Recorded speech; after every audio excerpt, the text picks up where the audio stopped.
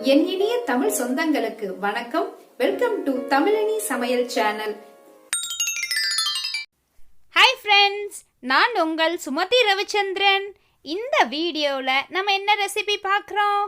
Sunday எல்லாத்துக்கும் ரொம்ப பிடிச்ச நாட்டுக்கோழி முட்டை பொடி மாஸ் மண் பாத்திரத்தில் செய்ய போகிறோம். இந்த வீடியோவை முழுவதும் பார்த்து முடிச்சதுக்கப்புறம் நீங்கள் சப்ஸ்கிரைப் பண்ணாமல் இருந்தீங்கன்னா மறக்காமல் சப்ஸ்கிரைப் பண்ணிடுங்க.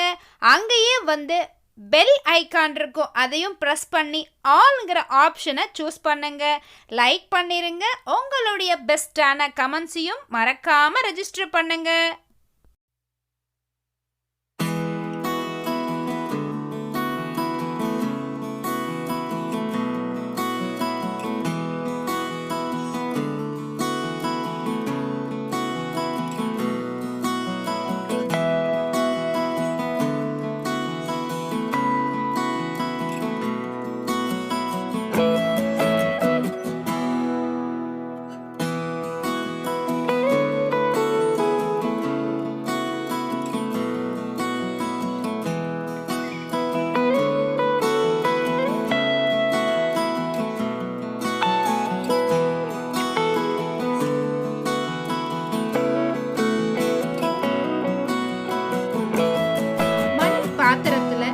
நாட்டுக்கோழி முட்டை பொடிமா செய்யறதுக்கு தேவையான பொருட்களை ஒவ்வொன்றா பார்க்கலாங்க.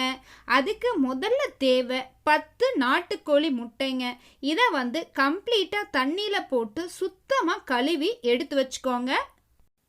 அதுக்கப்புறம் சின்ன வெங்காயத்தை கழுவி இந்த மாதிரி சுத்தமாக உரிச்சு எடுத்து வச்சுக்கோங்க. இது உடம்புக்கு ரொம்ப நல்லதுங்க. அடுத்ததுங்க 2 தக்காளி மட்டும் உப்பு தண்ணியில் போட்டு சுத்தமாக கழுவி அதையும் எடுத்து வச்சுக்கோங்க. இதில் டேஸ்ட்டை இன்னும் கொஞ்சம் கூட்டுறதுக்காக பார்த்தீங்கன்னா இஞ்சி, பூண்டு, பச்சை மிளகாய், கறிவேப்பிலை, கொத்தமல்லி இலைகள் இதை எடுத்துருக்குங்க. அதுக்கப்புறம் சின்ன சின்ன வெங்காயத்தை பொடி பொடியாக நறுக்கி எடுத்துக்கோங்க. அந்த 2 தக்காளியும் இதே மாதிரி சின்ன சின்னதாக கட் பண்ணி எடுத்துக்கோங்க. அப்போ தான் பொடி மாஸில் இது சேர்த்தும் போது நமக்கு கம்ப்ளீட்டாக அது வெந்து முட்டையோட நல்லா மிக்ஸ் ஆகுங்க. ஸோ இதையும் இந்த மாதிரி நறுக்கி எடுத்துக்கோங்க. அடுத்ததுங்க, உங்களுக்கு அந்த முட்டையோட வாசம் குறைவாக வரணும், சுத்தமாக தெரியாமல் இருக்கணும்னா இந்த மாதிரி இஞ்சி பூண்டு பேஸ்ட்டை நல்லா மிக்சியில் போட்டு அரைச்சி ரெடியாக எடுத்துக்கோங்க. இந்த பச்சை மிளகாயும் இந்த மாதிரி 2 துண்டுகளாக நறுக்கி எடுத்து வச்சுக்கோங்க. நாட்டுக்கோழி முட்டைங்க ஒவ்வொன்றா நல்லா அசைச்சு பார்த்துட்டு அதுக்கப்புறம் தனித்தனியாக உடச்சி ஊற்றி அது நல்லதாக இருக்கா இல்லை கெட்டு போயிருச்சான்னு செக் பண்ணிவிட்டு நீங்கள் 10 முட்டையும் உடச்சி ஒரு பவுலில் ஊற்றி வச்சுக்கோங்க. இந்த மாதிரி ஊற்றி வச்சுக்கிட்டோம்னா நமக்கு ஈஸியாக மற்றதெல்லாம் போட்டு மிக்ஸ் பண்ணுறதுக்கு ரொம்ப ஈஸியாக இருக்குங்க. நான் இந்த சின்ன பவுலில் ஃபஸ்ட்டு உடச்சி ஊற்றிட்டுங்க. அதுக்கப்புறம் பெரிய ஒரு பவுலுக்கு ட்ரான்ஸ்ஃபர் பண்ணுறேங்க. எல்லா முட்டைகளையும் உடச்சிங்க. இதில் நம்ம ரெடியாக எடுத்து வச்சுக்கிட்டோங்க. அடுத்தது பார்த்திங்கன்னா பெப்பருங்க. நம்ம முழு பெப்பரை நல்ல நிழலில் உலர்த்தி அதை என்ன செஞ்சுக்கலாங்க, நாமளே மிக்ஸி ஜாரில் போட்டு இந்த மாதிரி நல்லா நைஸாக அரைச்சி வச்சுக்கலாங்க. ஏன்னா பாக்கெட்டில் இருக்கிறது எந்த அளவுக்கு சுத்தமாக இருக்குன்னு தெரியாதுங்க. நாம் இது ரொம்ப ஈஸியான வேலை தான். நாமளே அரைச்சி முடிஞ்ச சலிச்சு எடுத்து வச்சுக்கோங்க. ரொம்ப நாள் கெட்டு போகாதுங்க. அடுத்ததுங்க, இப்போ முட்டை எல்லாத்தையும் உடச்சி வேறு ஒரு பவுலுக்கு நான் ட்ரான்ஸ்ஃபர் பண்ணிட்டேங்க. இதில் 1 ஸ்பூன் அளவுக்கு பெப்பர் பவுடர் நம்ம ஏற்கனவே அரைச்சி வச்சுருக்குறோம் இல்லைங்களா, அதிலிருந்து 1 ஸ்பூன் எடுத்து இதில் நான் சேர்த்திருக்கிறேங்க. அப்போ தான் நோய் எதிர்ப்பு சக்தியை அதிகப்படுத்தும், டேஸ்ட்டாகவும் இருக்கும், கொஞ்சம் காரமாகவும் இருக்குங்க. அதனால் முன்னாடியே இந்த பெப்பரை முட்டைக்குள்ளே சேர்த்திருங்க. கூடவே 1 டீஸ்பூன் அளவுக்குங்க உப்பு சேர்த்திருங்க. ஏன்னா 2 ஒன்றா நல்லா மிக்ஸ் ஆகணும். முட்டையோட இது மிக்ஸ் ஆனால் தான் சாப்பிடும்போது உப்பு கரிக்காமல் இருக்கும். அதனால் இப்போவே இந்த மாதிரி சேர்த்திருங்க. அதை என்ன செய்யுங்க, எக் பீட்டர் வச்சு நல்லா மிக்ஸ் பண்ணி விடுங்க. ஏன்னா இங்கே நீங்கள் அந்த பீட்டிங் ப்ராசஸ் கரெக்டாக செஞ்சிட்டோம்னா நாம் மண் பாத்திரத்தில் வச்சு சமைக்கும்போது அதிகமாக ஸ்ட்ரெயின் பண்ணி அதை கலக்கணும்னு அவசியம் இல்லைங்க. அதனால் முட்டையும் பெப்பரும் உப்பும் எல்லாமே அழகாக உள்ள மிக்ஸ் ஆயிருங்க. இப்போ முட்டையை அடித்து நம்ம ரெடியாக எடுத்து வச்சாச்சுங்க. இப்போ சமைக்க ஆரம்பிக்கலாங்க. நான் என்ன செஞ்சுருக்கேன்னு பார்த்தீங்கன்னா, சுத்தமான நல்லெண்ணெயை எடுத்து வச்சுருக்கோம். இதை வந்து செக்கிலேயே ஆட்டி எடுத்துகிட்டு வர்றதுனால நல்ல ஒரு டேஸ்ட்டு கிடைக்குங்க. முடிஞ்ச அளவுக்கு ரீஃபைண்ட் ஆயில் யூஸ் பண்ணாதீங்க. இப்போ பாருங்கள், மண் பாத்திரத்தை நான் வந்து ஸ்டவ்வில் வச்சுருக்குறேங்க. அது நல்லா சூடு ஏறணும். நார்மல் பாத்திரத்தை விட கொஞ்சம் மண் பாத்திரம் டைம் எடுத்துக்கோங்க. கொஞ்சம் நிதானமாக அது சூடேறி முடிச்சதுக்கப்புறம் நாம் வந்து குக் பண்ணுறது ப்ராசஸை ஸ்டார்ட் பண்ணிக்கலாங்க. மண் பாத்திரம் நல்லா சூடு ஏறிடுச்சுங்க. நான் இப்போ என்ன செய்கிறேன்னு பார்த்தீங்கன்னா, 3 ஸ்பூன் அளவுக்கு நல்லெண்ணெயை கொஞ்சம் கொஞ்சமாக இதில் சேர்த்துறேங்க. நீங்கள் சேர்த்தும் போது அப்படியே சுற்றி பாத்திரத்தினுடைய ஓரப்பகுதிகளில் படுற மாதிரி சேர்த்துங்க. எண்ணெய் காஞ்ச உடனே 1 டீஸ்பூன் அளவுக்கு கடுகு சேர்த்துங்க. அது பொரிஞ்ச உடனே உளுத்தம்பருப்பு சேர்த்துங்க. இதுவும் ஒரு 2 நிமிஷம் கழித்து கடலை பருப்பு அதையும் 1 டீஸ்பூன் அளவுக்கு சேர்த்துங்க. இது 3 நல்லா வெந்து வந்ததுக்கப்புறமா நம்ம ஒரு 2 ஸ்பூன் அளவுக்கு சீரகம் சேர்த்திக்கிறோங்க. 2 டீஸ்பூன் கட்டாயம் சேர்த்துங்க. அப்போ தான் வந்து டேஸ்ட்டு சூப்பராக இருக்குங்க. சரிங்க, இப்போ நல்லா அதெல்லாம் தாளிச்சிட்டோம். இப்போ சின்ன வெங்காயம் நறுக்கி இருக்கிறோம், அதை வந்து இது கூட சேர்த்திருங்க. சின்ன வெங்காயம் இருந்தால் தான் அந்த சமையல் சூப்பராக இருக்குங்க. இப்போ என்ன செய்யுங்க, சின்ன வெங்காயத்தை நல்லா இப்படி வதக்குங்க. இந்த சின்ன வெங்காயத்தில் விட்டமின் சி அதிகமாக இருக்குங்க. சல்ஃபியூரிக் காம்பவுண்ட்ஸ் அதிகமாக இருக்குது. குறிப்பாக ஃப்ளாவினாய்ட்ஸ் வந்து அதிகமாக இருக்குங்களாம். இதில் வந்துங்க கியூர்செட்டின் அப்படிங்கிற ஒரு ஃப்ளாவினாய்ட் அதிகமாக இருக்கிறதுனால அது நம்ம உடம்புல பார்த்திங்கன்னா கேன்சர் வராமல் தடுக்குங்களாம். அவ்வளவு மருத்துவ சக்தி இருக்குதுங்க இந்த வெங்காயத்துக்கு. அடுத்ததாங்க நறுக்கி வச்சிருக்கக்கூடிய பச்சை மிளகாய் 2 வந்து இதில் சேர்த்திருக்குறோங்க. அப்புறம் கறிவேப்பிலையும் இது கூடவே சேர்த்திட்டுங்க ஒரு கொஞ்ச நேரம் நல்லா கிளறி விடுங்க. ஏன்னா கறிவேப்பிலை அயன் கண்டென்ட் அதிகங்க.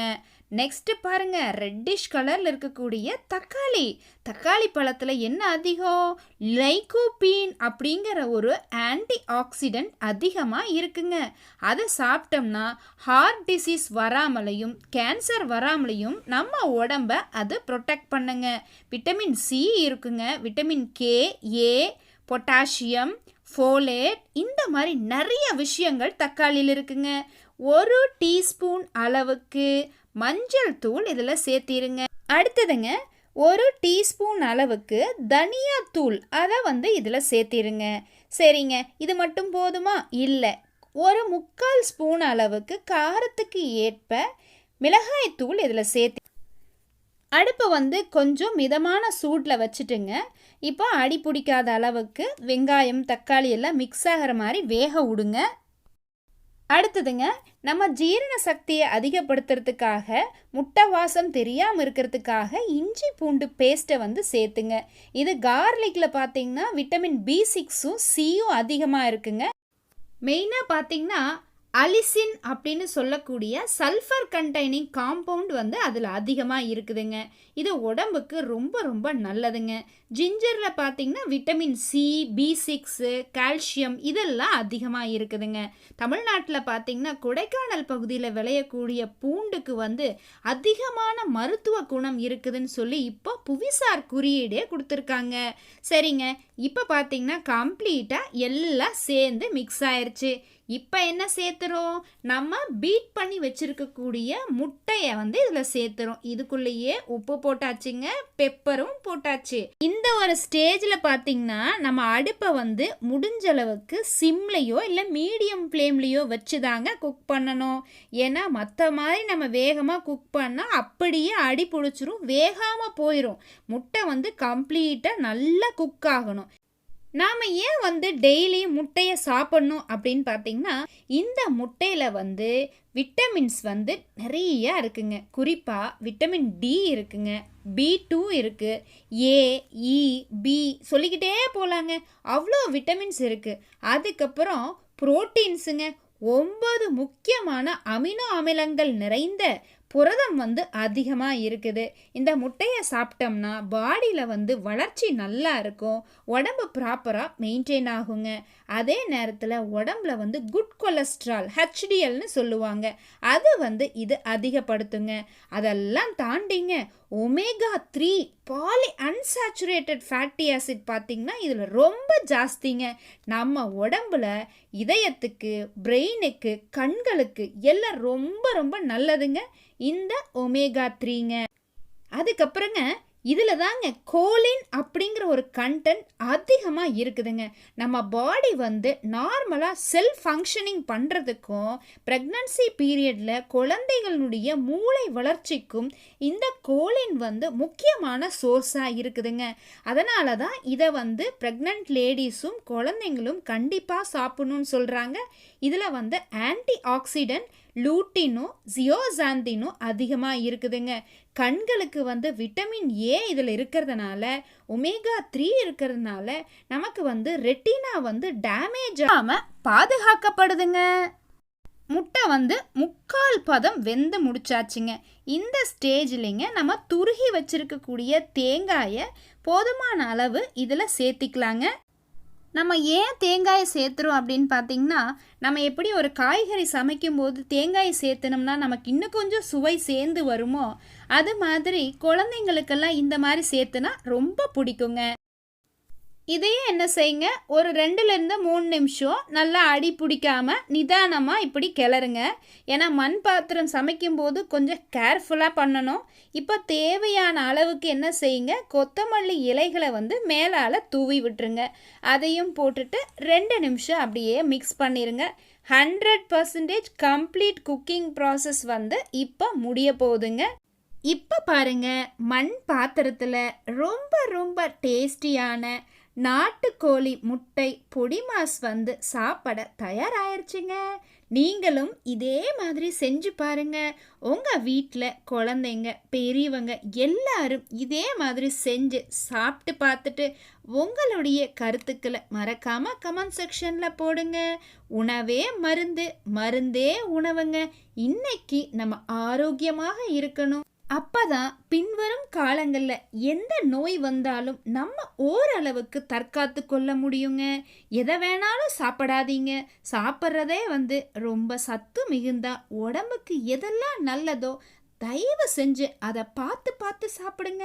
ஸோ இந்த மாதிரியே ரொம்ப ரொம்ப ஹெல்த்தியான உடம்புக்கு ஆரோக்கியம் தரக்கூடிய உணவுப் பொருளோட அடுத்த வீடியோவில் நான் உங்களை மறுபடியும் சந்திக்கிறேங்க. தேங்க்யூ. Keep watching. நியூ விசிட்டரா இருந்தா நம்ம சேனலை சப்ஸ்கிரைப் பண்ணுங்க. நான் போடக்கூடிய புது வீடியோஸ் எல்லாத்தையும் நீங்க வாட்ச் பண்ணலாங்க. So thank you. See you again.